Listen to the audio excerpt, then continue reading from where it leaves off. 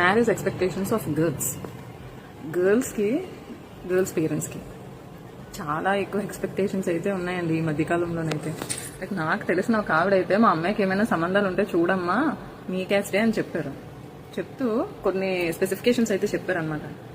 ఏంటంట, ఆ అమ్మాయికి గోల్డ్ అంతా ఉన్నది, ఒక వడ్డానం లేదంట, సో వడ్డానం పెట్టాలంట ఫస్ట్ కండిషన్ అనమాట. ఇంకా అబ్బాయికి ఫారెన్ లో అయితే 1 CR ఉండాలంట, ఇండియాలో కానీ అయితే అట్లీస్ట్ 40 lakhs ఉండాలంట.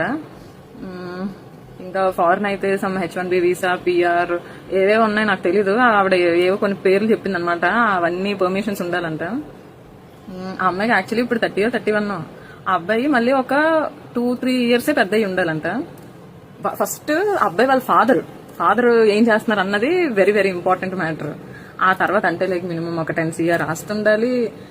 అబ్బాయి మంచోడు కాదు అనేది ఇంకా లాస్ట్ అనమాట, last and least preference. First ఏంటంటే ఇవన్నీ ఫుల్ఫిల్ అవ్వాలి, టిక్ మార్క్, ఓకే ఎంత ప్యాకేజ్, నాన్న ఇది చేస్తున్నాడు, ఈ అబ్బాయి ఎంత ప్రాపర్టీ ఉన్నది, మళ్ళీ పేరెంట్స్ తో ఉండొచ్చు ఉండకపోవచ్చు, అది ఇంక వాళ్ళ విషయం అనమాట. బట్ వడ్డానం పెట్టాలి. సో ఇవన్నీ ఫుల్ఫిల్ అవ్వాలంట. ఇంకొకరు కూడా సేమ్, ఆ అమ్మాయికి ఒక 15,000 ఏమో అలా శాలరీ ఉంటది. బట్ అంటే లైక్ తను ఒకటే కూతురు, వాళ్ళు ఎంతో కట్నం పెట్టడానికి అయితే రెడీ ఉన్నారు. వాళ్ళు సర్చ్ చేసే అబ్బాయిలు అనమాట. ఒక 10-15 lakhs అయితే అసలు వచ్చాయి చీప్, ఇలాంటివి మాకు చూపిస్తున్నారు ఏంటి ఈ సంబంధాలు అని చెప్పి అడిగారు. అసలు 10-15 lakhs అనేవి అసలు ప్యాకేజ్లే కాదంట.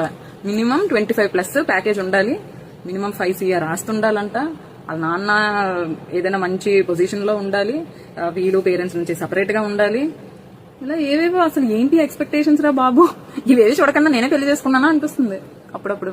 లక్కీ ఆయన మరీ ఇంత దారుణంగా ఉంటే ఎలాగబ్బా అసలు. ఇంక మిడిల్ క్లాస్ అబ్బాయిలకి ఏం పెళ్లిళ్ళు అవుతాయి? మా ఫ్యామిలీలోనే మా అన్నయ్యలు, బావలు ఇంకా చాలా మంది మిగిలిపోయారు పెళ్లిళ్ళు అవ్వకుండా ఈ ఎక్స్పెక్టేషన్స్ వల్లే.